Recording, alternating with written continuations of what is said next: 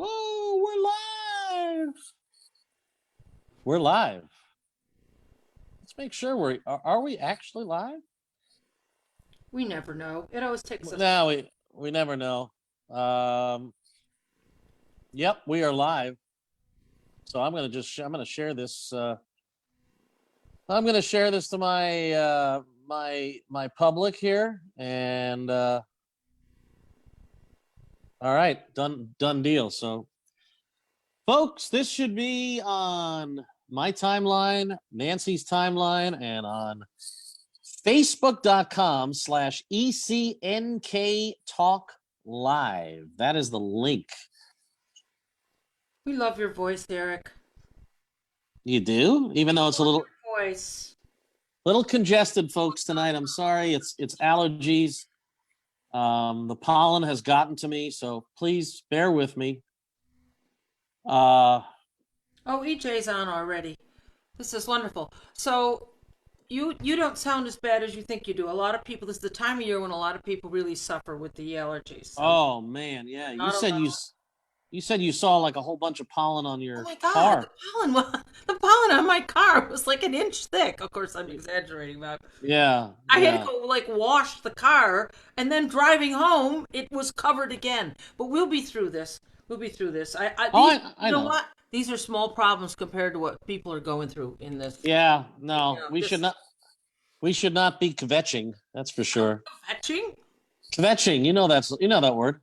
I know a lot of those Yiddish terms. You probably know more. Yeah, you know more Yiddish than me. How's your week been since we last congregated? My week, I'm always great. I mean, I'm always great. I work hard and I do a lot of, I do a lot of stuff. I don't know what You to want say. It's been you great. want to you want to use the turtleneck as a mask? I mean, you're Just this, no. this covers up my wrinkles, and I like that. Right, right, right. Hey, So let's talk about who we have with us today. nah, it's okay. We don't need to. Yeah, we really should. We've got a vocalist who has. I mean, she's spanned the globe, Nancy. I mean, I'm doing my research on our special guest today, Miss Roseanna Vitro, and this woman has traveled the globe, performing and teaching and trying to make a living, and she's done okay for herself. Of course, right now it's tough to make a living for any jazz musician. We're going to talk to Roseanna about what life has been like over the last 3 months. But I know your friendship with Roseanna goes a lot deeper than mine. Oh, my phone just, there we go. Okay. Um, I mean, I've interviewed Roseanna a couple of times and wished each other happy holidays, but your friendship with Roseanna goes back a ways, right? Yes, quite a ways, but I don't want to give away any. That gives us something nice to talk about. Ro and I, we haven't seen Yeah. each other in quite a while. We had a nice, great conversation yesterday about this whole thing, and you know how it's different than other shows where this is just not really a jazz. It's not entirely a jazz show. It's not No. entirely a singing show or about the business always. Sometimes it's just chit chat, like you're sitting around the table, and that's what we want to do, and that's what we Yeah. want to bring to people because there's so much tension and so much stress and so much toxicity, and we don't need to talk about that.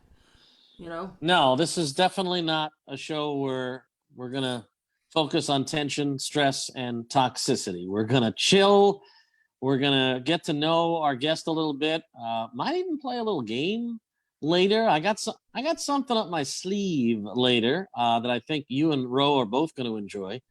But yeah, no, listen. I mean, the feedback we've gotten, people seem to enjoy the roundtable discussions that we've had. We don't want to treat this show like we are grilling our guests, like it is an interview program. It No, is.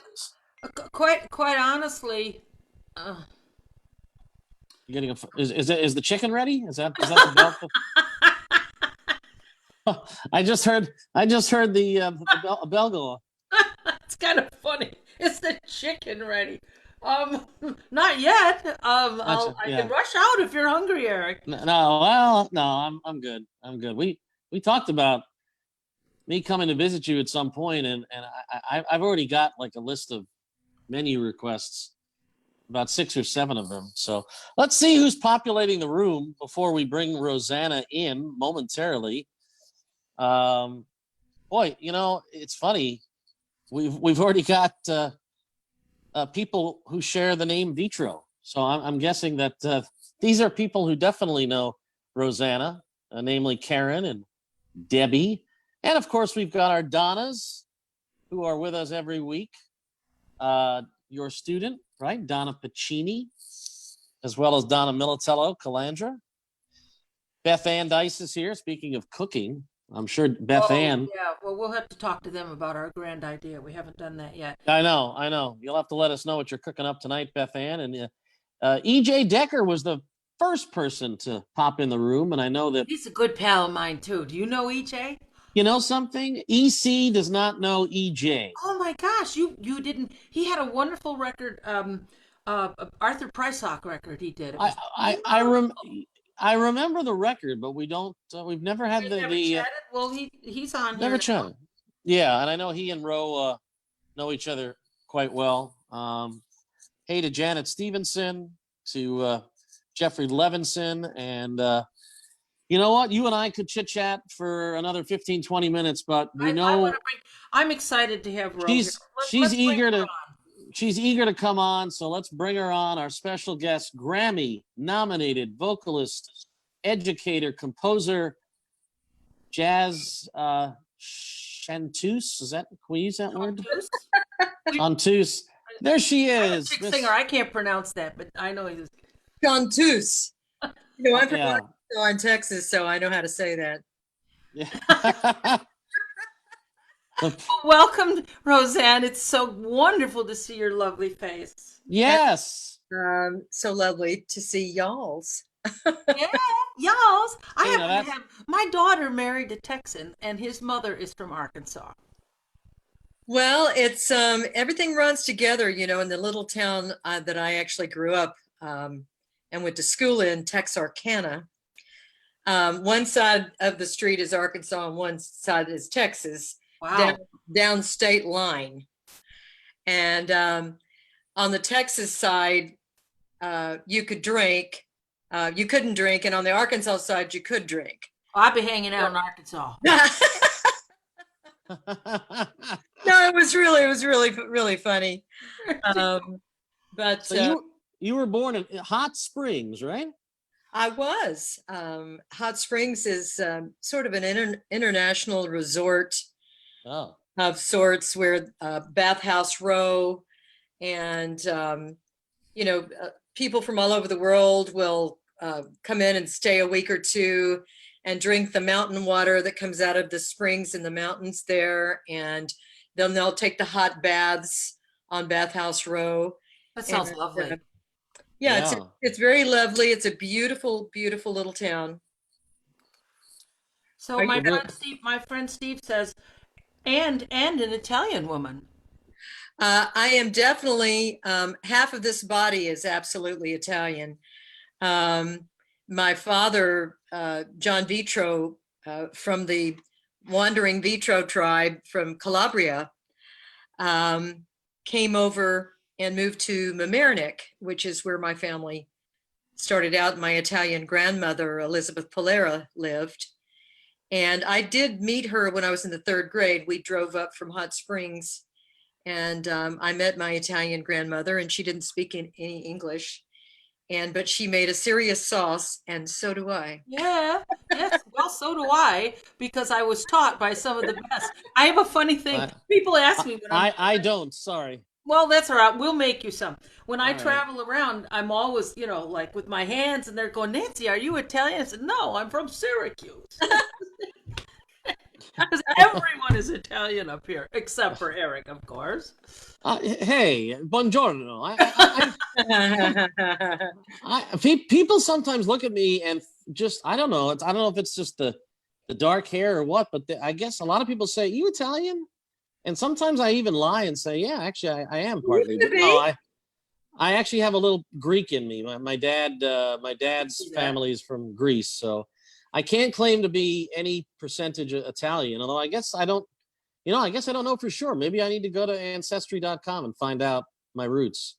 Maybe I do have some Italian roots. Who knows? Well, I think the surprise for me is when my daughter married full-blood Italian, and that just finished sealing the deal for my grandson. There you go. Oh, the little one. He is spectacular. Well, did you see that Spectacular. Did you see what I shared on my timeline this week, right? I think it was your... Yes, it's my grandson, Jack, dancing to Brazilian music in his Johnny Jump Up. Oh, I had to share that. And I mean, he was right on point with the whole, with the entire song. It was just adorable. He's got a thing, doesn't he? Yeah, yeah. He's not in the Johnny Jump Up and he's lying down. He's kicking and juking around. And I keep thinking, wow, is he going to be a dancer? Is he going to be a dancer? Could be. I'm not sure, but something's going on there. He is switched on. Oh yeah, no, I could watch him dance to Brazilian music all day. And that smile. I missed it. I guess I didn't have the music on. I saw him jumping, and it was just so adorable. You got to hear the music. You got to hear the music with it because oh yeah, he listens and then he dances a little and then he listens and he dances a little bit more. Is he your first grandchild, Ro? Excuse me? Is he your first grandchild? It's my first. Yes, it's my first grandchild, and heaven on earth. It is just such a beautiful experience. I didn't, my daughter was a serious business person, and I thought, oh, she'll never get married. And of course, nobody pressured her about anything because, in today's world, you just want your child to be happy. And if they are, then that's a great celebration in itself. And indeed, when she finally met Steve Skeery of the Bay Ridge Skeerys, his mother and father are Roseanne and Tony. So little Jack's grandmothers are Rosanna and Roseanne. What do you think he'll call you? What do you think? Will you be a grandma or what will you be? Oh no, I had already decided my name. My name is Grammy Rowe. Aww. Rowe, and my husband Paul Wycliffe is Pop Pop. And we'd already decided what our names would be, and we knew that he would be the final decider, whatever. He's only now starting to make sounds that are sort of unintelligible yet. He's trying so hard. It's so cute when he's learning how to scat sing. Apparently, your friend Elizabeth is here with us, Ro. Well, and Elizabeth is a great singer and pianist and composer and guitarist, and we also work together. She's helped me with a lot of things, and I produced her last recording. And it was a great record, and I'm so proud to be friends with her. She's also married to Lee Tomboulian, who is a really fantastic piano player. And we tried our first live show a week ago, was it? Maybe she could chat. I'm not seeing any of the chat that's coming in, so maybe it's just coming. Well, what Eric and I have found that we need to do is I have my so I'm on my main computer and I have my laptop sitting here and I have Facebook running. So if you have a phone, you could log in, or some other device, you could log in and see the chat. You had two of me. When I was on before, you had two of me. So I didn't want you to have any more than just one. And then I logged out. Can I safely assume that you are related to a Debbie Vitro? I'm related to Debbie Vitro and Karen. Well, they're both in the chat right now. Well, they both live in Fort Worth. And Texas ladies. Absolutely. Yeah. When I was on tour down there in January, and the great Mark Soskin, my pianist, was supposed to join me for a big concert in Houston for the Trinity Jazz Fest. Oh. He came down with a brain encephalitis during our first gig. That was sort of one of those really terrible, unexpected things, to say the very least. What is that? I don't even know what that is. It's like a swelling of the brain, and you kind of I think it probably evolves differently with different people, but I sang to some of the strangest sounds that you have ever heard, is all I can say at a gig. And I got him to an Wow. emergency room the next morning, and he was literally in the hospital down there for a month. And then another month in New York, they had to take a flight back. But what was great is his wife, Judy Starr, and she is a piss. I mean, she's the funniest person. You just New York Jewish community, funny, funny, funny girl. And Wow. my sisters, she lived in Mark's hospital room, and I only stayed for about 5 days. I did my concert in Houston with another pianist, thank God, for the bass player there who helped me. And my sisters would take Mark's wife to Mexican restaurants or a Target or whatever, to help her out and give her some real Texas love and hospitality. So the Vitro sisters are all heart and soul, and I'm so proud of them. We're a very tight family. My sisters and my niece, Debbie's daughter, and my daughter, Sarah, we have a WhatsApp chat that Right. we just share an assortment of everything. And it's a real girls hang. So it's sweet of the girls to join in. And I advertised us everywhere. I know Sunday night's a complicated time, as I told Nancy all the different things I know that are going on with singers singing. Yeah, Nancy was telling me that we're apparently, Nance, we picked a time slot where we're in serious competition with a lot of other singers. We weren't, though, when we started. I think people are just deciding it's also a good time slot. I think that's what's happening. Yeah. And here we go. Elizabeth just said yes. Vitro sisters are all love. Absolutely. And Elizabeth, when my mom passed a year and a half ago, literally Elizabeth is such a good friend. She flew down and played for my mother's service at the evangelical church that my mom went to. And it was very special. It was. You told me the other day a little bit about your mom and how deeply she was into all that, and she even spoke in tongues. She did speak in tongues, and she is the original singer in the family. Everybody in my family sings. She's from the Hooker family of all gospel singers. And you talk about hollering and shouting and screaming, "Be Jesus."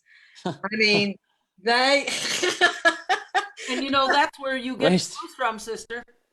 Well, it's spirited. If you're not feeling it, you can't belong to the tribe. Yeah, right.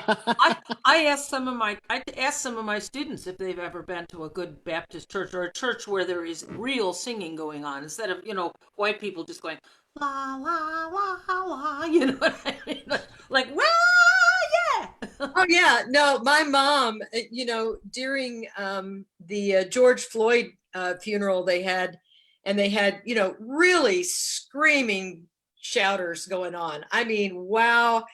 I thought they were going to turn cartwheels and everything. And my sisters and I remarked how my mother would have loved it. She just. Yes. Yeah. I still love it. That's kind of where I got my original exposure to blues-based jazz, was in black jazz clubs, and that's what I heard. That kind of singing all the time in Philly, when I was in Philly many years ago. In Philly.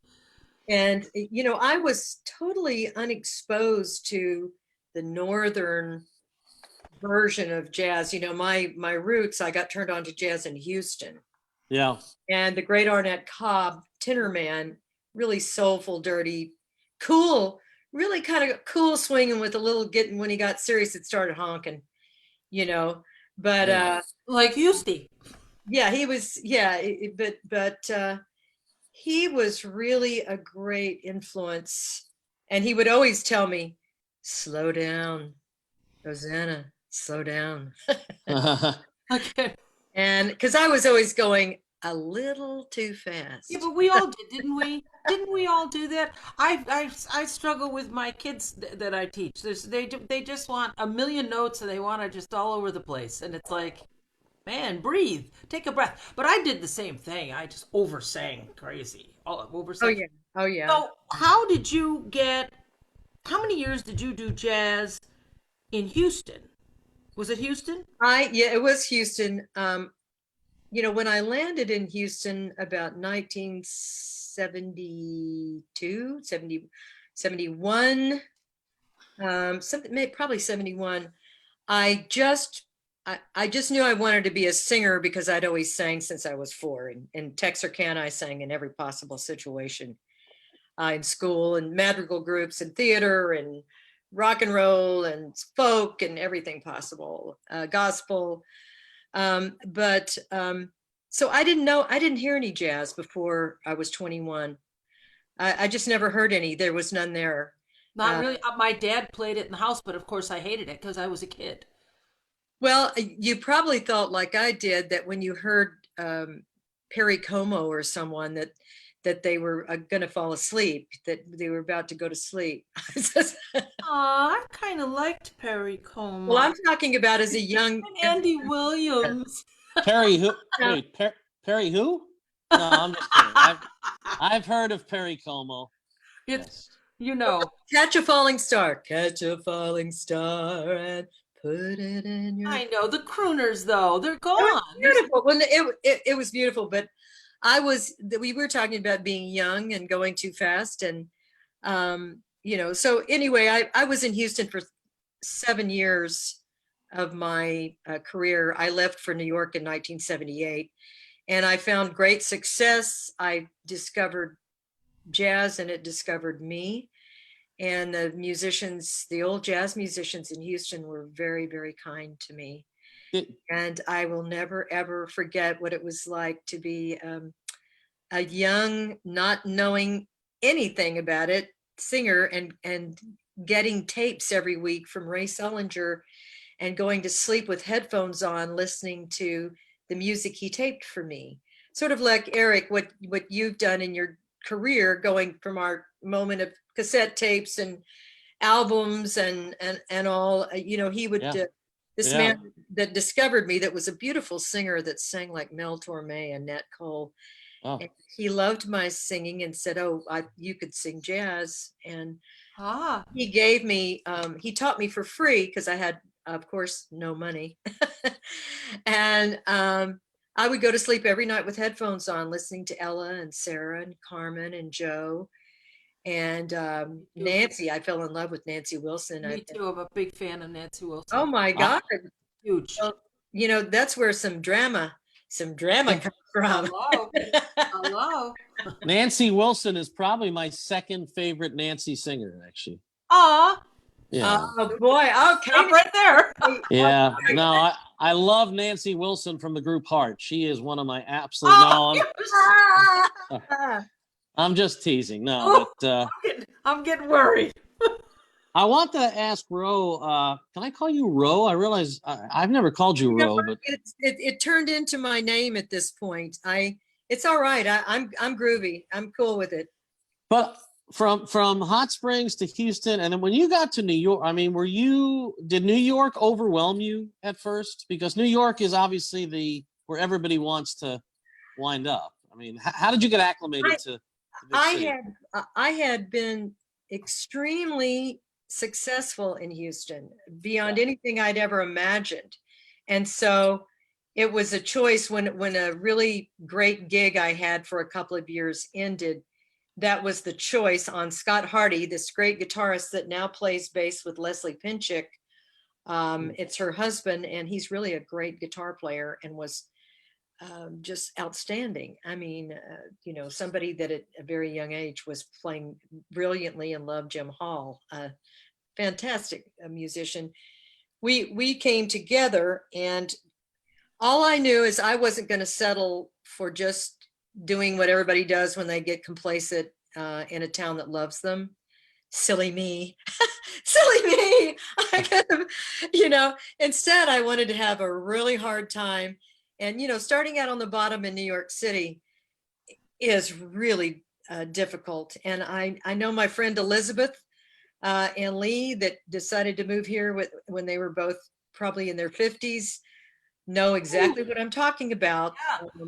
It was really difficult because I had a Southern accent. Everybody wanted to put a cowboy hat on me and had to sing country and Western.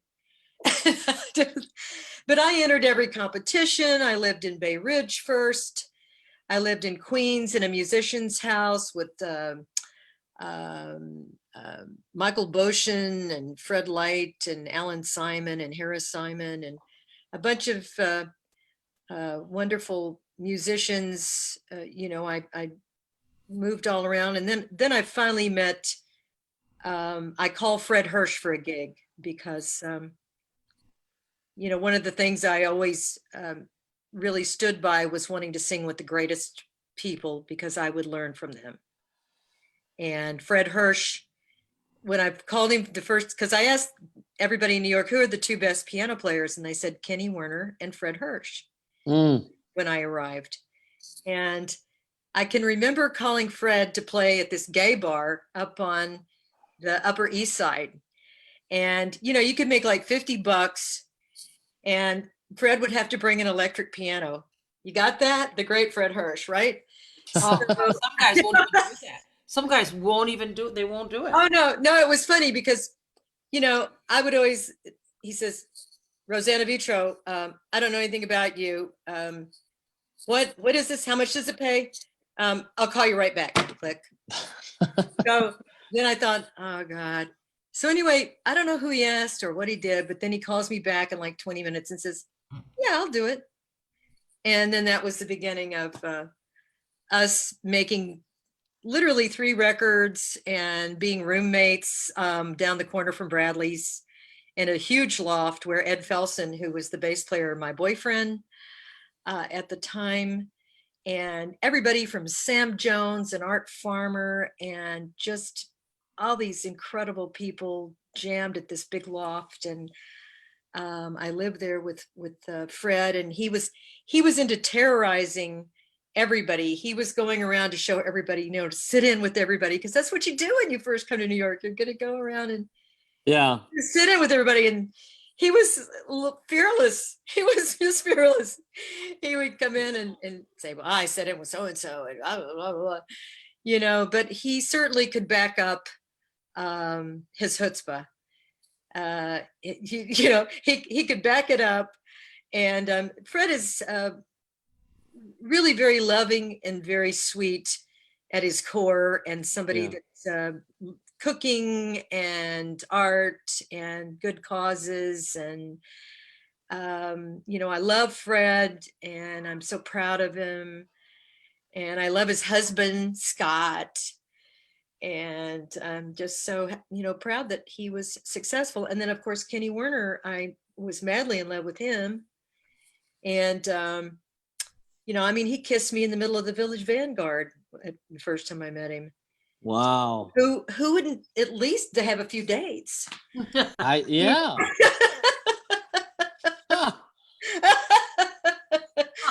But I'm very proud. I'm very proud for both of them. I miss those days. Well, Nancy, Grandma Nancy, Grandma Rose says, yeah. Fancy Grandma Nancy. That's what they call me. They call you Nancy, Grandma Nancy? Fancy Grandma Nancy. Oh, fancy Grandma Nancy. I love that. I know. It's funny. I love all these granny nicknames, It's well, fun to hear. Decide, are you gonna, be Nana, Mama, whatever? Right. I have that on my laptop for some reason, but I guess are we still okay, Eric? We are still okay. A couple of comments. I wanted to mention that one of our viewers, Dave Casper, says that "Catching Some Rays" is one of his favorite Roseanna Vitro albums, and we're going to get into all the different recordings you've done. Also, hi from Lubbock. Oh my God, I know Lubbock. Yeah. Lourdes Juan says hi from Lourdes. Lubbock. Hi, Lourdes. Yes. And Janet Stevenson wanted to say that to me, and she mentions another Southerner, your accent is pretty much gone. And I don't know about you, Nancy, I hear a tinge, but I hear a tinge, but I mean, other than when she mentioned home, everything would get really long again. Oh, now it's back. I can do it without any trouble. Okay. It just came back. Oh, listen, but I was even in high school in Texarkana. I had a choir teacher, Betty Jo Hurst, that was a very elegant woman that taught these beautiful theater songs, who was very refined in her diction. And so in the middle of Pig Suey and Go Hogs and there was this refined teacher who was a stickler about diction. Yeah, but didn't we all have that, and aren't we so grateful? Well, I don't know that we all did have it from some of the singing that I've heard, but I'm certainly grateful for the good teachers that I had, I'll tell you. Yeah. That's an angle that I take with my students quite often. When I hear them, they're not placing vowels correctly, and you can't get through to them. And then sometimes just asking them to please just use really good diction. And it's amazing how it changes everything for them. Well, and you have to, think about it. It's because we live in a world of shorthand now, of texting, and slang just changes for every generation. We've all had various slang expressions, and certainly in texting we do. So, but yeah, I appreciate it when you can understand what a singer's singing, even if there's rap. Knowing, I have to know what they're saying. What are they saying? I have to know what they're saying. One thing to know what they're saying, but what are they talking about? That's one thing. Well, I noticed that, big butts is a popular subject. No. Well, good. That's a subject we usually cover on the show every week. In fact, this is perfect. This is our big butt segment of the week, actually. No. I got the butt. During the pandemic, we've had an opportunity to grow some butts. That's for certain. Oh my gosh, yeah. I was trying to remember when you and I first met, and it was at Birdland. Somehow we seemed to know each other, and yet we met. I remember standing there right by the bar, and when I met you at Birdland. I remember reading reviews about you in my early gigs in New York, and I don't remember what year it was, but I just remember being aware that you were known as a sizzling firebrand up more upstate, and that you were embraced by the press up there, and that you must be a very good singer. And I don't remember hearing any of your early work at that time, but I was aware that you were a really good singer, and because I had read some reviews. The press has been as good to me as can be expected. You know how that. It's like there's always a few people that give you a hard time. But I was living in New York at the time. Well, I had a wonderful situation where my daughter lived in New York. They were in Brooklyn, and I was coming down once a month, and I was performing at Birdland, and I did the 55 bar thing, and I was really starting to get really into the scene. Even lived in Fort Hamilton for a little while. But an unfortunate turn of events happened in my life where I had to come back here and reclaim my house. The house that you see me in right now had to be reclaimed from someone who thought that they were going to just stay. More like a mansion, really. Yeah, it's not a mansion. It's a very small little house on the lake. But so that kind of ended my romance and success that I was starting to have in New York. And it's been hard. I've really tried. I come back. Gianni at Birdland's been wonderful to me. All I got to do is call him, and I got a gig. He's been very supportive. Great. It ain't easy, and I don't remember when it was ever easy. yeah, right. But no, but I mean, it's much harder not being in New York. Yeah, you're right about that. But there are many factors that are always playing in the music business. The factors of who's new, Right. how old you are, Hello. how many are you on a label? How many records have you had? Are you on a label? How you stay in any way current.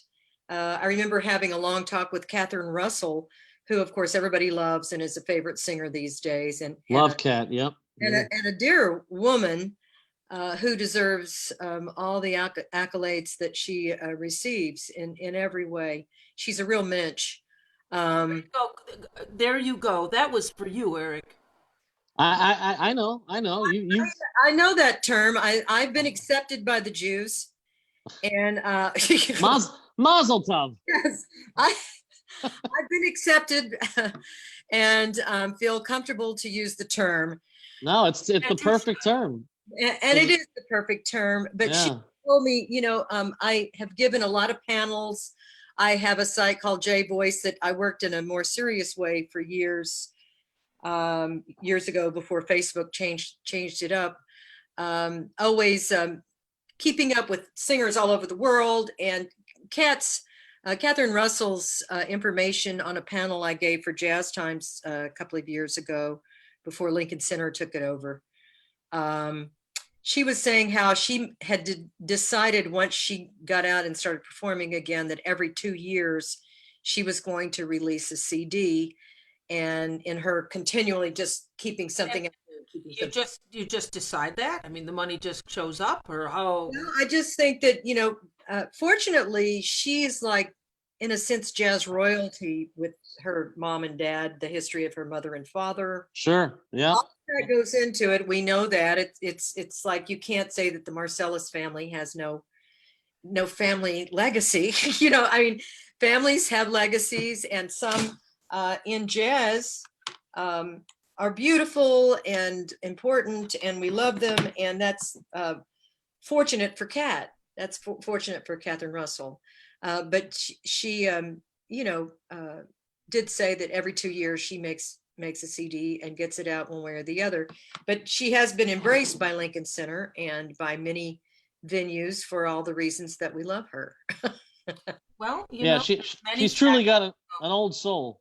Go ahead, Nance. Yes, sorry. I agree with you, Eric. I really agree with you. Absolutely. She is an old soul. Well, and she's got I always say she's got the Dinah Washington thing. Oh, yeah. How many people have the Dinah Washington thing? Okay. No. Yeah. Great point. And she does it. It's just pure. It's real. It's authentic. And then she doesn't do anything crazy like some of us that are, creative all over the place, that you're not sure what to expect from us. That's one thing you and I have in common. But you and I have that in common. You crazy cats, you. Well, but the good side of that is that that's what makes you, if you will go with me here, it's what makes you a good jazz singer, is that ability to just go stream of consciousness. Sometimes it's unfortunate because I say things that I should not say, but I sing things because of that. I go, just come up with it. Yes.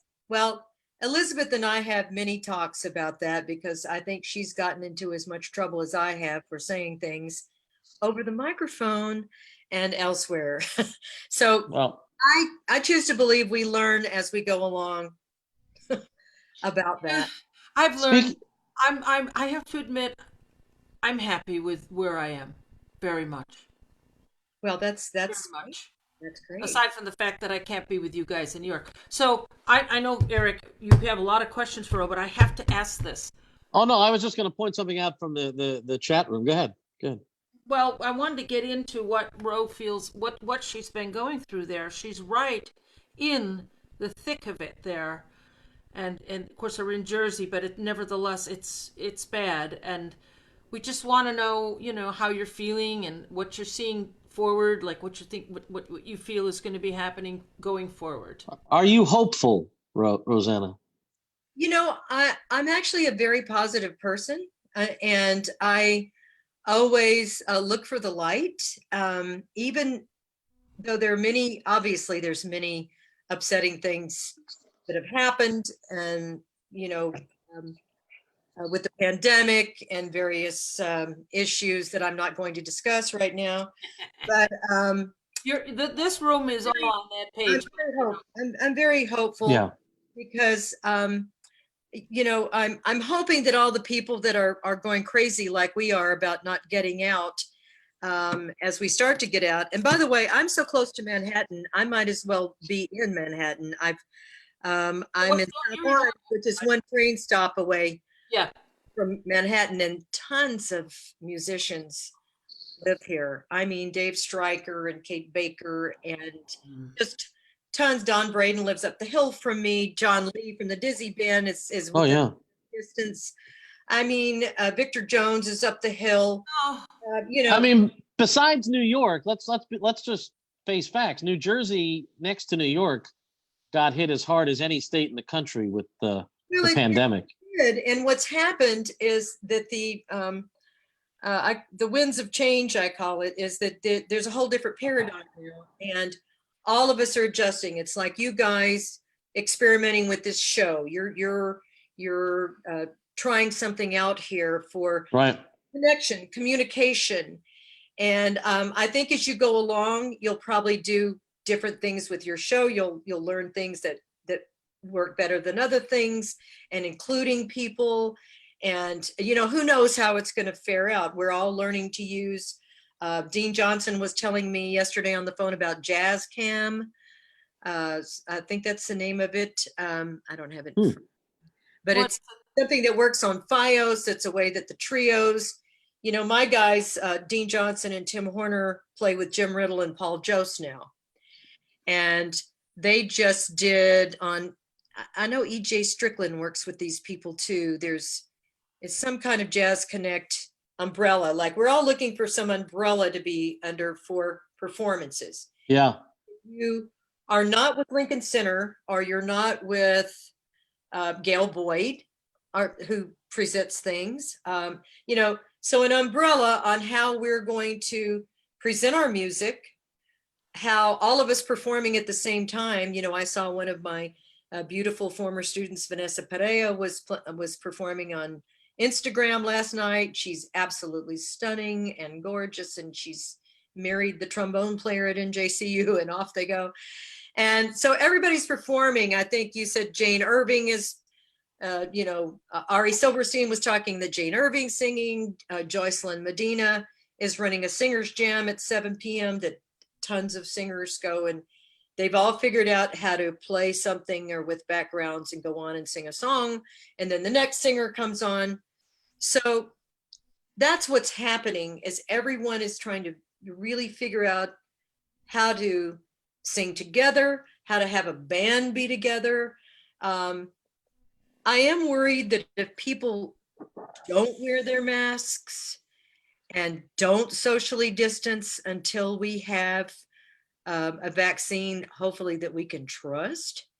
There's too much we don't know about COVID. Everybody's going insane. They want to go, I need a manicure. I need to go to be with my friends. I need, everywhere.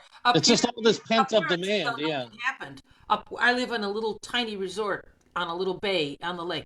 It's as though nothing ever happened. They're all just gathering. You see nothing. You see no one taking any care. Of course, I'm over here hiding out in my house because I don't trust any of them, Now, that's what worries me, is I feel like as states are reopening, and of course, you're seeing around the country. There's, I think, over 20 states that are seeing now a surge in new cases. It just seems like so many people have this laissez-faire attitude that we can let our guard down. The worst is over. The virus has kind of taken a back seat in light of course, the last few weeks with all of the protests that have been happening in light of the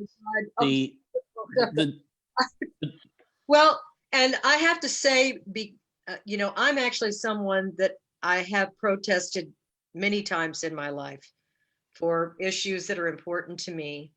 Sure. And it's, I've taught my daughter the same way, but because of my age and that I'd always had a light asthma, use an inhaler, just for my own personal health, I can't take any risk. And because I babysit my grandson sometimes as well, and I can't risk, Jack's only 6 months old, and I can't just Zoom over there and say, hey, I decided to go and march with a bunch of people while they're hollering and spitting all over each other. Right. And my sisters attended a funeral recently of someone that we all loved very dearly, very charismatic singer, composer in our hometown. And down in my hometown, nobody's hardly wearing a mask. And at one point at the end of this gathering they had, my sisters took a big group picture without their masks. And I'm, of course, big sister. I'm the oldest sister. And I'm like, well, gee, I hope y'all are going to be okay. Yeah. Yeah. I'm the oldest sister too. Yeah. And well, big sisters, we're the ones that took care of. We become sort of the new mommy in a way. You do. And so fortunately nothing has happened to them, but if you see on the news, like the women of Orange County were, berating their doctor who had to resign or something and saying, hey, what's the big deal? This is over. And I have people here that say it's a hoax. Please. Then it goes into what we vowed we're not going to talk about, which is the issue of getting, one of my biggest issues, without having to say any names, is really scoping out information that there should be some kind of resource legislation that says the difference between opinion, like commentators' opinion, and just verified information. And whenever I posted something about that, I've gotten, oh, well, you want to turn this into a police state. You want this to be, you can never legislate this kind of thing. I'm not a legislator. I don't know how to do it. I just know that America, early on, we were sort of all coming from the same place because we all watched the same news. And now we have everything from pundits who literally give crazy, untrue things. That they're saying things, and people that believe them march around with a completely different story. And we all, the irony is, we all love America. We all what's good for the country. We all want the same thing. We all want the same thing. Right. We're really not enemies. You could say you agree or disagree about abortion, right? That's a huge issue that people. You could decide whether you want one or not too. Well, but it's a big issue, because for the Christian community, that's huge. A big, yeah. And then the transgender gay issue is another huge issue for some people. It's complicated. It's all so complicated, and there's no way to simplify it all. Well, I think one of the major difficulties and challenges of it, as long as there's money to be made by creating news shows that give just opinions and not journalism, we're not going to move. We're not going to move from this, and people don't know the difference. And one of the things I love about Eric Cohen is he always says, why do you say this? He's a journalist. You do not hear Eric Cohen get on the air and start, it should be this way, it should be that way, this guy is that guy. I mean, that's one of the reasons, one of the many, many reasons I wanted to do this show with Eric, because we wanted to kind of not make people feel as though they had to buy into something. You know, Right. we just Right. No, Yeah, we have there's no agenda on this show. yeah, no. And it's good to talk about what's happening with the as we try to recover here, as we everything has changed. You can't say that everything hasn't changed. no, Everything. it's never going to be the same. What do you think about New York? Do you think New York will come back, the city? Are the clubs are closing? I see over at Smalls they're trying to do a few things. I haven't talked to Gianni. I don't even know. I have a gig in July, but I don't even know. I don't want to even ask because I don't know. Well, If all my gigs were canceled for, yeah. coming up So, through September. All my yeah, I mean, with Broadway, I mean, I know with Broadway. Sorry to interrupt. I mean, with I know with No, it is your show. You can say. well, I just know with Broadway being they're dark until at least the fall. I know the Metropolitan Opera has announced that they're not going to have any new performances, I believe, until next year. So Nancy and I we were chatting the other day about that gig that you tentatively have for the 20th at Birdland, and you know my gut feeling is that Oh, I'm it's not hard so for sure I want to go. it's First hard of for all, not yet. true, Not but it's yet. hard. It is hard for me to. I don't know. I just think it's going to be a very uh, silent summer in New York City when it comes to the arts, Well, and well, let's that's suppose sad. that things don't change for a while. So what do what does Rosanna Vitro, Nancy Kelly, and other nationally known artists who want to keep their visibility and keep their music alive and aware? How do we do this? How do you feel? How do we do this? The only way that we can do this is what's happening is Smalls Jazz Club is presenting. Um, some I think are just archived. I saw one with Jerry Yeah, Wells. but he's doing a couple live things. It's archived. Pardon me. And but I do think that, for example, Birdland could bring you in your group with people spaced further, or say everybody in your group gets tested. What if everybody in your group gets tested? Like I've already had both tests, and I'm super careful when I go out. I've got a mask and gloves on, and I've got disinfectant wipes. Me Good for too. you. So I'm Yep. I'm extremely careful with everything I'm doing, and I completely plan to make my music room a performance spot that I can video, as we're doing now. I can video a show with. I figure I could get a trio in there. Elizabeth and Lee. We had she played guitar, and he played piano, and I sang, and then she sang, and he played an accordion, and that was just the first time we've ever tried. And then, of course, my husband, Paul Wycliffe, I'm sitting in a huge basement that's going to become a television recording and video studio. And, we've just been trying to sell our old house so that we could start to turn this room You've been around. going through it. Oh my gosh, I've been following. Yeah. So we have Sony, the old Sony studios, one of Paul's former engineers from Skyline Studios, which is a really incredible studio he built and that many famous people sang at when I were singing at when I first met him, when he created that studio. Mariah Carey cut Vision of Love there. Al Jarreau used to play there all the time. Wow. I mean, it was a real, Eric Clapton was there, Diana Ross. So Paul is a great studio builder, a great studio engineer. And we had decided in our golden years, do they call them? Before we moved to be by Sarah and our grandson, we decided whether we were going to continue in what we love or not.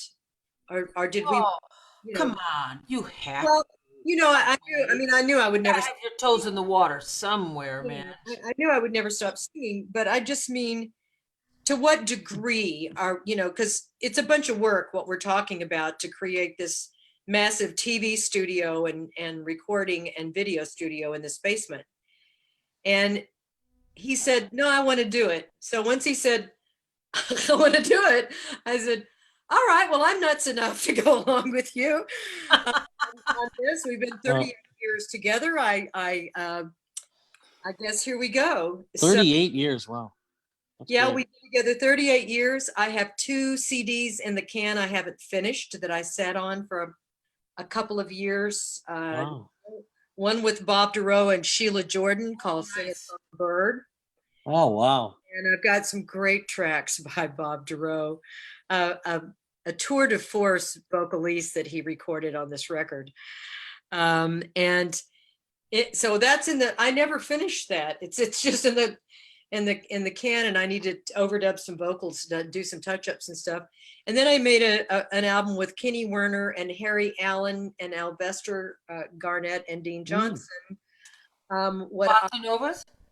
It was it definitely had some bossa novas and beautiful. It was my sort of beautiful ballads and I dream of that. things. I dream of doing that. I want to do a whole record of ballads of bossas, but I think that my opportunities to record are over. I think it's done. I don't know that that's true at all. I think that things are going to have to shake out some maybe before you get into a situation that you feel comfortable recording in. Well, I mean, with what I went through with this last record, remembering Mark Murphy, I can tell you it's going to take me a while just to recover from that. Right. We were really, quite frankly, we were hoping at least for a nomination with that piece, and I knew it would really would have helped my career, and I don't know whether I have it in me to go through that again. It was a lot, Well, that was a great effort, a great record, a great tribute to one of our most beloved artists. And, you did a great job, but Nancy, you know how it is in the business. Oh, I do know. Of course. I look at my CDs like my children. I know, and it's like birth. It is. They're like my children because whenever anybody else thought of any particular project of mine, I put the same love and care and thought into those arrangements and the musicians and the music, and I felt that music.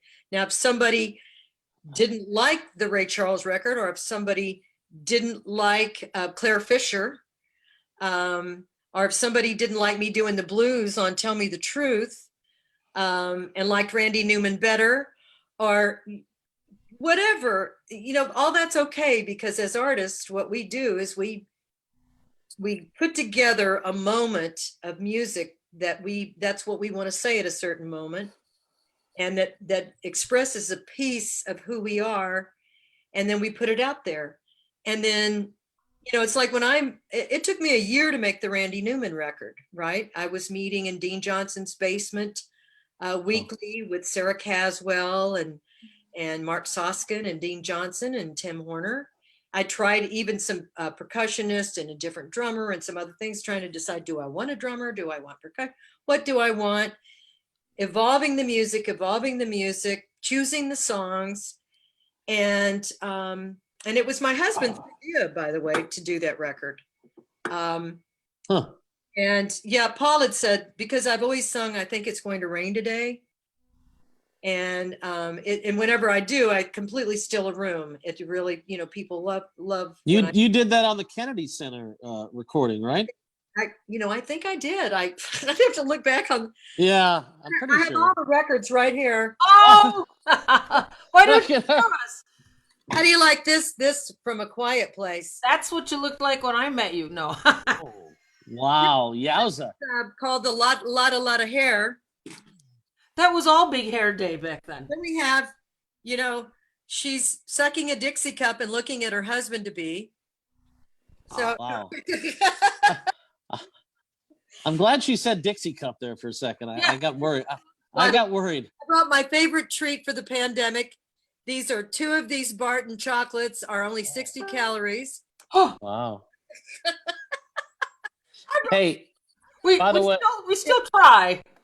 But anyway, with the Randy Newman record, it was such a labor of love, and how this applies to what you're saying, Nancy, or any artist that could possibly be listening, is that I didn't expect anything. I just put the music together that I loved and took great care with it, and had wonderful chemistry with Sarah Caswell and her fantastic violin playing. And Mark Soskin and I are a great team together. It's unfortunate he's had the physical problems that he's had. yeah, yeah. I haven't gotten together with him since then. We've spoken, and I love him. I don't know how he's doing, but the point is, Jenna Herzon, that owns Motema Records, that put out that CD, she happened to be recording with Paul at my house, doing overdubs with Charnette, who Her whole thing, or for her own thing, or what? Yeah, well, she's her own thing. She and Charnette have a duo. In fact, they have a strong duo now. And they do very well together, right? She plays guitar and sings, and Charnette plays bass. And I think he's singing too. This is Charnette Moffett we're talking about, Yeah, right? Charnette Moffett, great bass there. Right. And it so happened that, and I was cooking a lot of times when people are doing a session with Paul, an overdub session or something, I'll be cooking, and I said, well, tell them I've the food's on, come on down. And when Jenna Herzon came downstairs, I was just saying, hi, how are you? Motema's doing great. It's congratulations on your label.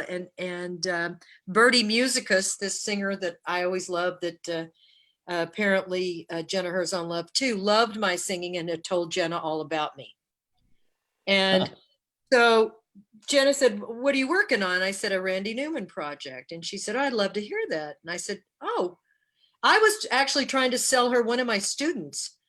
Lucy Yegazarian is this fantastic young singer I'd been teaching since she was 13 at NJPAC. And I was she's the only singer of my students I ever produced when she was a student.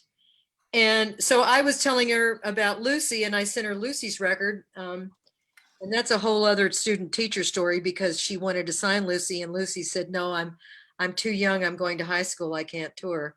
Anyway, but Jenna liked the Randy Newman project, and then said, yeah, I want to put this out. I think it's hot. And I'm like, wow, okay. So the point is that you definitely, something could happen at any time with any project. Yeah. It just has, so I honestly can say that on Randy Newman for me, and I didn't put I always put care into everything I do, but when we got to a certain point with this Mark Murphy project, we started hearing that this was different. We said, this is different. And that's what, at some point I started putting more time, more mixing, more energy into making it, have more depth to it. I spent more time and more money. And there were a lot of people who said a lot of things to me, a lot of very knowledgeable and credible people. So there was a reason I kind of thought, well, maybe there's a chance, maybe. Of course there was a chance. But it's who you're up against at the time, and we don't need to go into that, Yeah. Well, there's so many reasons why somebody will have caught the attention of voters, or of a label, or somebody, like if Kristen McBride had said, oh, Nancy, I love that record. And then he'd said to all of his peeps, hey, man, you guys vote for Nancy. There's this part of what I'm saying. Not being in New York is not, that's what part of the problem is. Yeah. That's a lot for me. That's a lot of the problem. I am convinced of it. Well, there's always, in New York, there is a swirl of great singers that all are so deserving, so worthy of attention. I know We my know that, but I mean, the point is, it's the network. firm with I'm the talking stick. about who sings and who doesn't sing. I'm just saying it's the networking. Right. Everybody has their own virtues. That's not what I'm saying. And they all deserve, there's a phrase that I love. There's enough for everybody. And there Yeah. is. Well, but then again, that's usually just 5. Well, on whatever you're doing, there's about 5. As long as we've been singing, generally there may be as much as 7 sometimes singers of note that are hitting at our particular favorites. Yeah. And some of us have had our day. Like for me, my first record, Listen Here, I had a nice moment on that album. Steve Allen loved it. He wrote the liner notes for it. I got a lot of interest around the world on that album, and it was on my label. And then, my second record, I completely changed channels and did more of a contemporary album and wrote songs with Fred Hirsch, and it was a completely different kind of album. So I developed a new audience with people that like that. And the straight ahead people said, oh, no, no, no, no. Oh, I know it. Well, they're the fussiest. And and so displeasing everybody. And, now certainly Mark Murphy is like tributing some of any of the greats, and I happen to know a little bit about how the Grammy people work. I know a little bit more than I should know in some ways, just from knowing people that are on the inside. And there's a lot that goes on, but they're all good people that are the listeners that give their yes or no. Are you reading questions or something? I'm reading things. Yeah, I'm trying to, but I was going to show you something. I wanted to share this before I leave. Well, you share that. Oh, okay. There, look at that picture. Oh, look at this. There we are. There. Oh, yes. Wow. Yes. Where was that taken? What a wonderful. Dizzy's. That was at Dizzy's. Yeah. Oh. Mark was doing the 7:30 show and I was doing the later show. We did it for a week. And I spotted Ro and I grabbed her. I said, come up here and have a picture with us. No, it's a great memory. I know.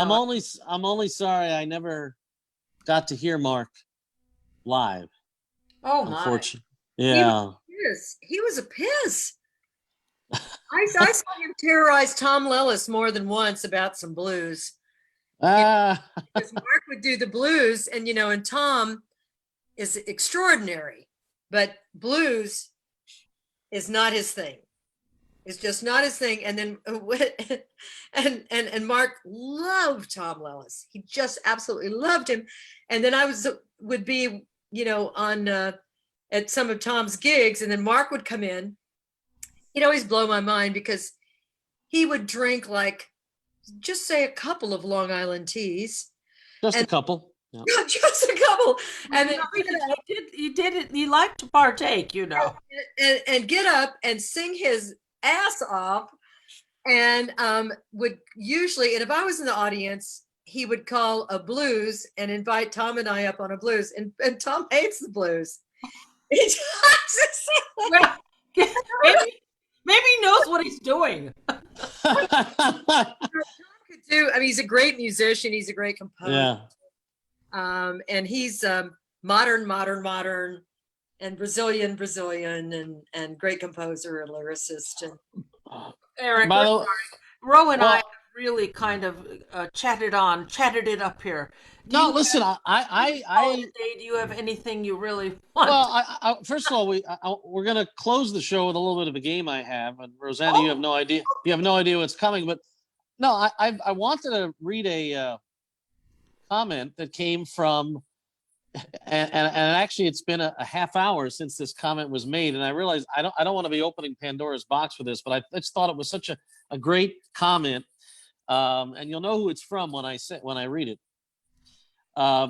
What I love so much about my sis Ro is her passion for justice and speaking out when people are treated unfairly. I love her Tell Me the Truth video. And I just thought that was from your sister Karen. And people should check out that video when they can. Tell Me the Truth. And you talked about, we touched upon you having. The first thing you say about the Tell Me the Truth video is that it's a John Hendricks composition. I first learned it in like 1974 when I was a baby jazz singer in Houston. I learned that song. I was a baby too. Yeah. Yes, and you were really a baby. Yes, I really. As things got so twisted in the United States, I thought to myself, I was on my way to making kind of a Southern roots record. I'd really never leaned into my Southernness. Like I closed the Tell Me the Truth record with I'll Fly Away with Kate McGarry and Cindy Scott. Yeah. For my mother. I mean, it was a real sort of jazz arrangement of I'll Fly Away. I've never recorded a country gospel song before, and I closed that record with it. So I was on my way to a Southern roots record, but then the political passion of what's right, John Hendricks, who was like Oscar Brown Jr. or any of our most passionate advocates for rights, for human rights, whatever color, shape, size you are. John Hendricks was all about it. I interviewed him in my Jazz Times column for singers. You were lucky you got, I mean, he's only been gone how long now? I mean, he was around a long time. Yeah. Years, but Tell Me the Truth, I really wanted to do sort of a, I've got Tim Reese on tenor blowing, and then my daughter, Sarah, who is a film animator. Sarah is a film animator, and she produced that film. And Mark Stetson, one of her partners in film crime, helped with the assets of that video. And even though, I think I was self-conscious of my age or how I might look in video or whatever, I don't know, just starting out with the Statue of Liberty. And when we look at that and everything it means, yeah. It's like I'm somebody that right is right and wrong is wrong. And what happened to common sense? Amen. That's where I'm coming from. I'm not coming from telling anybody what to do. It's just that, if people went by what the good book actually says, that love one another as you want to be loved, period. Like, what else is there to talk about? What else is there to talk about? It really is. I just love that statement by your sister, and I'm glad you expounded upon the video. And people really need to check out that video. I'm sure it's available. Venmo and Venmo or whatever it is, not Venmo, Vimeo. Venmo would be sending you money, actually. But people haven't been sending me money. I haven't asked because usually I'm donating. Gosh. Anyways, talk to you guys. It's so great to see you, Eric. What are your questions? He has a little game he wants to play with us before we. I do have a little game, but I also have one other like serious question. Then we're gonna get we're gonna kind of loosen things up to close out. But I have to ask you, since I have you both here, two true students of jazz and true people who love the art form that is jazz. And I'm just curious to hear both of your perspectives on this. When you grow attached to a song, and I know Roseanna, you've written songs, and you both have sung songs ranging from, I don't need to go through the litany of people, but is it the melody of a song, or is it the lyrics of a song? When you first hear a song for the first time, again, it could be from the Great American Songbook. Do you ladies tend to pay attention to the melody of a song? Does that grab you first, or is it the lyrics, or does it just vary from song to song? As a non-vocalist, I'm just curious how you both. Why don't you go first? I can tell you what happens for me. Uh, first first off, I am looking for something that resonates with me. And as we grow and we mature, the things that resonated for me younger, that has all changed. So when I hear, first for me, foremost is story. I have to connect a story. Secondly, the melody has to be extremely well written and harmonically sound with the chord structure for me. Right. So I need to hear a number of components happening. Number four, what can I bring to this piece of music? What will this piece of music bring to me so that I can bring something to the piece of music? Never do I think, oh, the audience will love this. Never. I do it it's strictly an art endeavor, an artistic endeavor for me at this juncture in my singing career. I don't know, Ro? But you're aware when you're doing something that the audience will love, though. Like when I sing "I'll Be Seeing You" in my arrangement I did on Tropical Postcards, Oh, I yeah. know that people are going to sing along. They are Oh going. yeah, well, what Houston Person said something to me once that I You never know what I forgot. mean? It's a great song, and it means so much. I mean, it's Yeah, What you do live and what you do on a record are two different things, and we all know that. I mean, when I'm live sure. in front of an audience, I'm going to give them some stuff they want. I'm going to give them some stuff I want, but it's always not all what they want, you no, know. no, and I would say, um, certainly in my repertoire, I think each record has fans. It's like the person who said that they loved Catching Some Rays. And what I have told my students, is that I haven't done anything that there hasn't been someone that said, "Oh, I love that," and then somebody else said, "Oh no, that wasn't what I Yeah, liked." yeah, me too. Yeah, And but for me, like you, the lyrics, there has to be a story there, and very few songs have I recorded that there wasn't a meaningful lyric. Like, I would give the example of Freedom Jazz Dance lyrics that didn't Mm, have great meaning. I right. literally, when I put a link, Eric, on my advertisement on Facebook for the show, I I saw that. Yes. the information of your link so people could check you out if they wanted to. And then Nancy, I really went through a bunch of Nancy's videos last night and found something that I felt was representative of who she is and gave a link. And then I put a link to Freedom Jazz Dance because it's probably one of my most popular tracks through the ages Absolutely. from my 96 Passion Dance record on Telarc. Yeah. And it well, was, there's always moments when there's tunes like doing "I Did Billy's Bounce." That's right. bebop. It's for fun. That's Fun. I fun. mean, it's fun to execute it. It is. It's It just is. fun. I mean, there's nothing wrong with having fun. But then the audience does love a circus. So when you start with Yeah.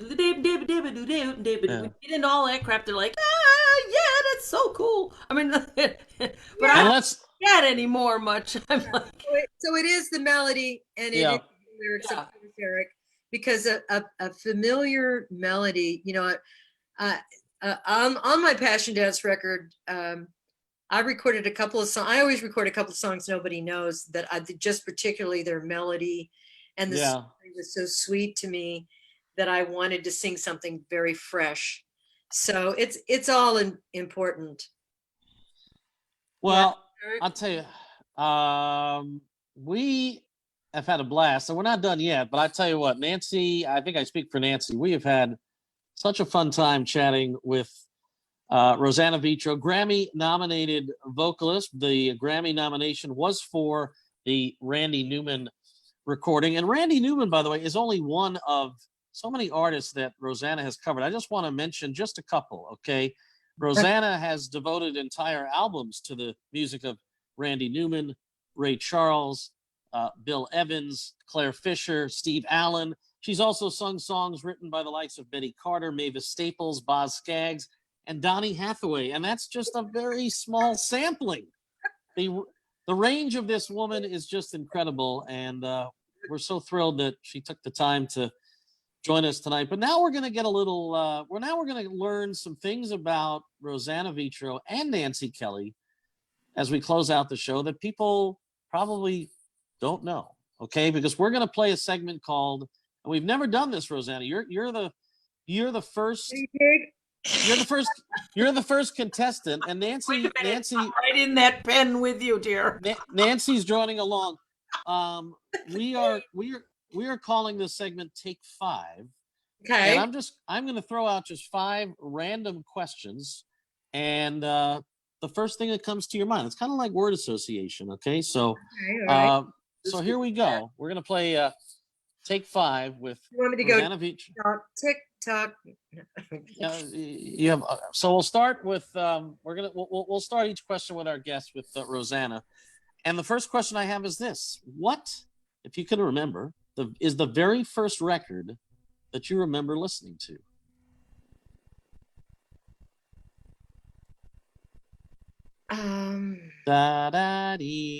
If you want to say pass, I have other questions. I get a chance to think about it. I would say Patsy Cline. Okay, Patsy Cline. There's no wrong answers here, by the way. Nance? No. No wrong answers. No wrong answers. I don't even know. My father was such a buff, so I guess I can't include that. I don't even know. It was between Aretha Franklin and okay, and maybe there was Louis Armstrong. I don't know. There was some early. Aretha did this great record of all jazz stuff that I just was immersed in. It was a bootleg from UK. I thought maybe you were going to say Led Zeppelin for a second because Roseanna. I'm a big Led Zeppelin fan. Roseanna, during our very first show, I learned that Nancy was a Led Zeppelin fan. I've known this woman for 30 years. Never knew that she was live. I saw them live. I smoked a joint and sat up right down front. Are you kidding? Well then, all right. Well, let's move on to question. I'm not smoking one now. I just keep thinking someday I'm going to smoke pot again. I keep wishing I would like it, but I keep thinking, oh, this might help me sleep better. Didn't Ray Charles did a song? Eric. Go ahead, Eric. Ray Charles did a song. You didn't cover it on the Catching Some Rays, but Ray Charles did do a song called "Let's Go Get Stoned." And yeah, kind of goes. I was very thoughtful about the Ray Charles songs I chose. I bet. My mother, I bet. Ruby May, played lots of Ray Charles at my house, and that's why I did the Ray Charles tribute. Wow. All right. Well, we're going to veer away from smoking pot and weed to a food question to two people who love to cook. Now, let's assume. Let's just say restaurants will once again be back open. People can go out and enjoy a meal. Maybe we won't even have to social distance. All right. So let's kind of look into the future. You're going out for a nice dinner, Roseanna. What is your ideal meal? You tell Paul, I'm craving this right now. What is Roseanna Vitro's ideal dinner? I would say French restaurant with some souvenir, a nice, beautiful glass of Chardonnay. Well, there had to be wine, of course, yes. And, one of those little French salads. No. With the lemon dressing. What she said. Okay. What she said. Okay, fine. Yeah, well, I have a favorite go-to food, but it's nothing gourmet about it. I mean, king crab legs is the thing that I want when I want to just go crazy. But there was a French restaurant that we ate at all the time right around the corner from where we lived on 29th Street on Park Avenue. And I guess it was related to that fella. Oh God, what is his name? The one who passed away that had the food show. What a wide question with the Anthony Bourdain. Yeah. There we go. I always got your back, Nance. I always got your back. Thank you. All right. Question number 3 for Roseanna. If you could drive, now I don't know. Have you ever driven across country? Yes. Oh, all right. So then maybe you. Okay. Well, let's say you're going to drive cross country again from New York to L.A. and you had to only pick one person, and we can't really count your husband, although I guess technically he could be the answer. But if you had to pick one person other than your husband to be sitting in the passenger seat for that journey, who would you choose? I would choose my two sisters. That's right. I realize you can't choose one sister over the No, I other. can't So choose just one. I have to choose both because they are so funny. If my sister was on, she'd be telling you stories that happened to her that you would be in tears screaming. She's so okay. funny. All right. What Yes. about you? What about you, Nance? You're driving 3,000 miles. It wouldn't be Mark Murphy. All right. Okay. No way. Hello. Probably my daughter. Your daughter? Yeah. Okay. All right. Very good. Lived down south with my daughter, and I have to say, it was really a blast. And she didn't, she couldn't even imagine why a road trip would be fun. Oh man, they don't know what's happening. It's like, wow. And we had so much fun. Yeah. Yeah. All right. A couple more. Roseanna, we're going to go back in time. If you could transport yourself back in time to, say, the 40s or the 50s, Okay. tell me an artist from that time period that you would have loved to just spend the day with. And just pick their brain and Well, I can't quickly think of when certain artists were born. that's okay. It's all right. Agreeing with because, I'd love to sit down with Ella Fitzgerald. Right. Okay. And, just for me, Ella just always seemed so sweet. Yeah. So sweet. It touched me that her happy frontal vocal sound. And when she would speak on record, oh, thank you. It was always this little girl, happy voice. She just sounded happy no matter what I know her history and that she was a dancer and everything. So it wasn't such a happy beginning and for her, but her persona, her joy, she was more joyous than so many singers. Well said, Nance. I don't know how to answer that. I've been sitting here thinking the whole time. I mean, I was so into Ella during that time myself, but I don't know. And you wouldn't want to hang out with Billie Holiday because she was messed up. Yeah. I don't know how to answer that, man. No, that's okay. You know what? I'm gonna give you a different question, and then Ro can answer second. Okay. Favorite all-time movie? What is a movie, Nance, that you could watch over and over and over again? There is a movie. It's called On the Beach. On the Beach? I think it was in black and white. Yeah, it was about a nuclear. These people avoided the whole annihilation of the planet. They were in Australia. Oh, interesting. It was that was from the 50s, I think, late 50s. All right, Roseanna, do you have an all-time favorite film? I'm not sure this really isn't an all-time favorite. It's a new favorite. Okay. Blew me away last night. I sat and watched The Manchurian Candidate. Oh my God. It's like the visual of the film, the theme, the story of the film, just everything about the film. I was so glad, we started out with Clockwork Orange looking classic. Yeah. Right? And then so much violence was in the beginning of it. I said, no, I can't hang right now, especially the way the world is now. I can't hang with violence of that nature, the way Clockwork starts. And so I saw The Manchurian Candidate and Frank Sinatra, Janet Leigh. Yeah, right. And it was, wow, everybody should see it. If you haven't seen it. Yeah. Oh, I didn't know we were talking about what was, so aesthetically great. There's a million great movies, but that one was just one that wow. affected me when I was younger. It really affected me. That's fine. Again, there's no wrong answers. All right. We've got one. Well, we can sneak in two more. Was Roseanna just finished her wine? So I'm going to sneak in two more. All right, Roseanna, you're going to go first on this. If you had somehow decided not to pursue a career in music, you might have become a blank. We're playing match game now. Right.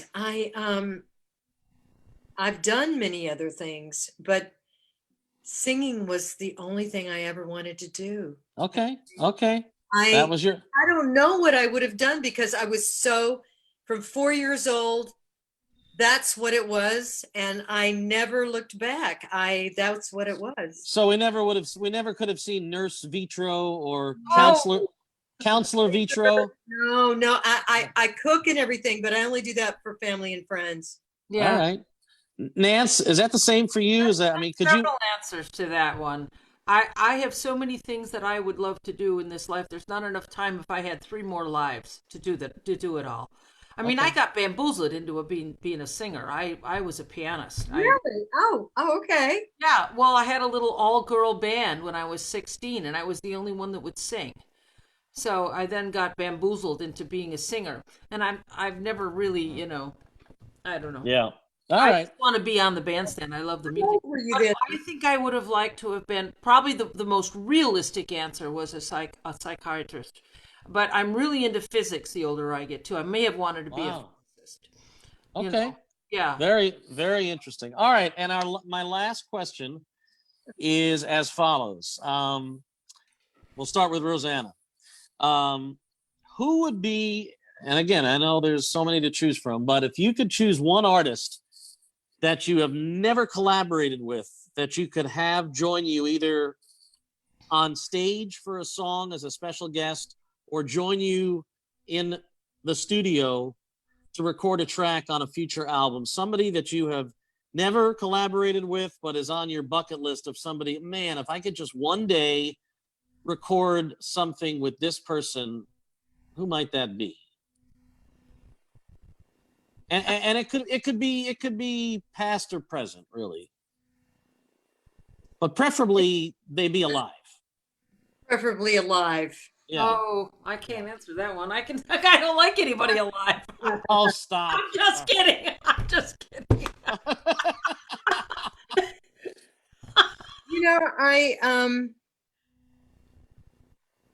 There's so many great singers I love that are out there, Diane Reeves and some magnificent singers. We were just talking about her. Yeah.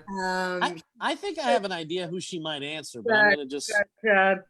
But I, you know what? Because I thought of him tonight and remembered how much I had loved his music, I would say Tom Lillis. Okay. Tom Lillis I know all of his music, and he's someone that is like an underground favorite. Like Mark knew all of his music, and he's just written some incredible music, but he is definitely an underground. Yeah. Okay.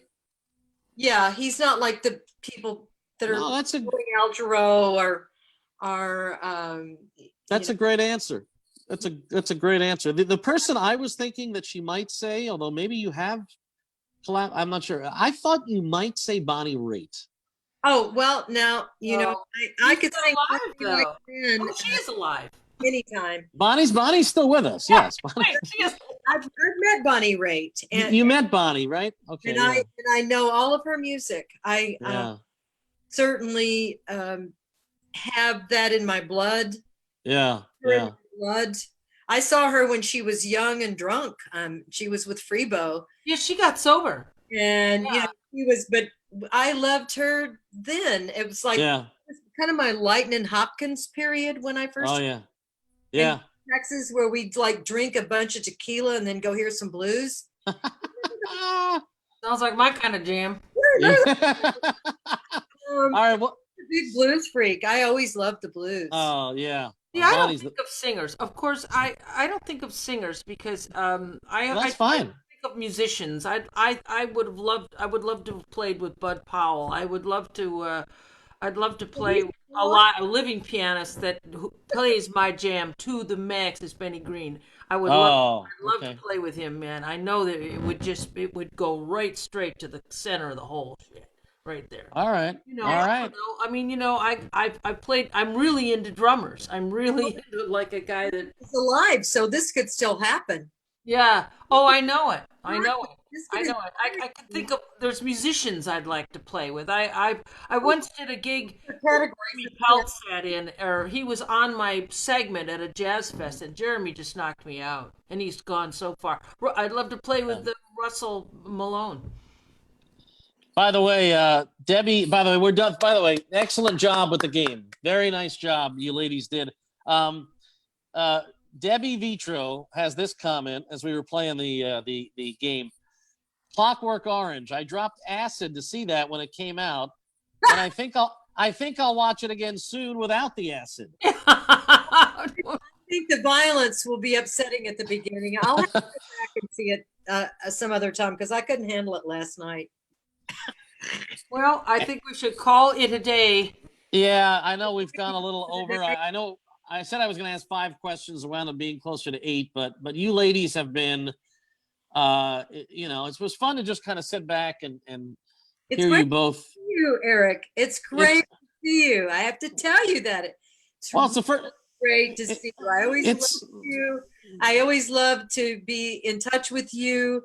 Project, and I have just I can't say enough good things about you. And so it's really great to experience with you. And Nancy, I have the highest respect for you, and I even investigated you even more last night on YouTube, and checking you out in your different fancy moments. I call them fancy moments, but they just really beautiful. I've always known you're a great singer, but thank you.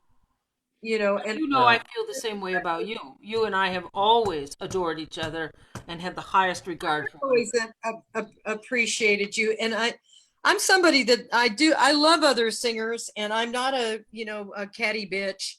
I can love other singers. Sure. And it's no problem. I have no problems with anyone as long as they're not ego driven. I don't care. I enjoy sharing the stage with anyone that has love in their heart for music. Right. Well, I think that's where it goes for me. I just hope and pray, and I think I speak for all of us, that both of you eventually are back on a stage. I mean, there's one thing about doing this whole virtual thing and all, but I know that you both miss, and Ro talked about singing. Yes.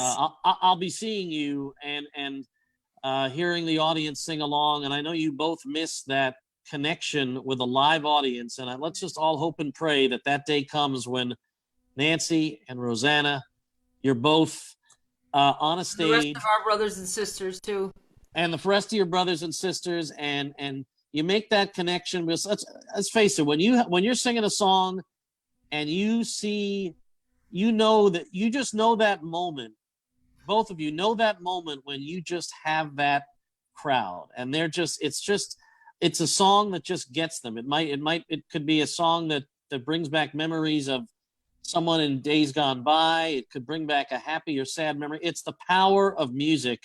And unfortunately, right now, that connection between artist, performer, and audience, we don't have that. But let's hope and pray that day comes again, because you two are two of the finest practitioners of the art, really. Thank you, Eric. Thank you. Thank you, Ro. Have a lovely evening. Roseanna, thank you so much for joining us. And I hope those 2 records you have in the can will eventually we want to hear. The chops, see the light of day. Chops are feeling good. All right. You'll have to tell me about that. All right. Please send out more videos of your dancing grandson. Oh, always. Okay. Have a lovely night. Thank you, everybody. Okay. Love you guys. Thanks for joining us. Thanks, Ro. Bye, Nance. Bye-bye.